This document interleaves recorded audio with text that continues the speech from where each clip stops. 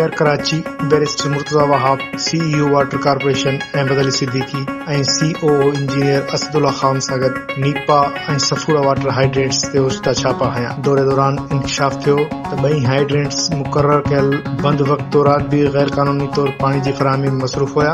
Mayor Karachi मौके ते ई water corporation ॿिन्ही हाइड्रेंट्स ते मौजूद अमले खे फौरी तौर मुअत्तल करण जा हुकुम जारी कया। इन सां गॾोगॾु नीपा ऐं सफूरा हाइड्रेंट्स जे ठेकेदारनि खे शोकाज़ नोटिस भी जारी कया विया ऐं इन्हनि हाइड्रेंट्स जी गैर कानूनी सरगर्मियुनि ख़िलाफ़ मुकम्मल ऐं गैर जानिबदार जांच जी पिण हिदायत ॾिनी। इन मौके ते मेयर कराची वाज़े लफ़्ज़नि में चयो त कराची जे शहरियुनि जो पाणी इन्हनि जो हक़ आहे, जंहिंखे कंहिं बि फर्द या गिरोह खे नाजाइज़ तरीक़े सां इस्तेमाल करण जी इजाज़त नथी ॾेई सघिजे। इन चयो त वाटर कॉर्पोरेशन जे निज़ाम में शफ़ाफ़ियत ऐं कानून जी बालादस्ती खे यकीनी बणाइण लाइ इदारे में वॾे पैमाने ते सुधारनि सां जो अमल जारी आहे। मेयर कराची वधीक चयो त पाणी जी चोरी, गैर कानूनी कनेक्शन्स ऐं इख्तियारनि जे नाजाइज़ इस्तेमाल ख़िलाफ़ ज़ीरो टॉलरेंस पॉलिसी ते सख़्ती सां अमल कयो पियो वञे ऐं इन सिलसिले में कंहिं बि शख़्स सां का बि रिआयत न कई वेंदी।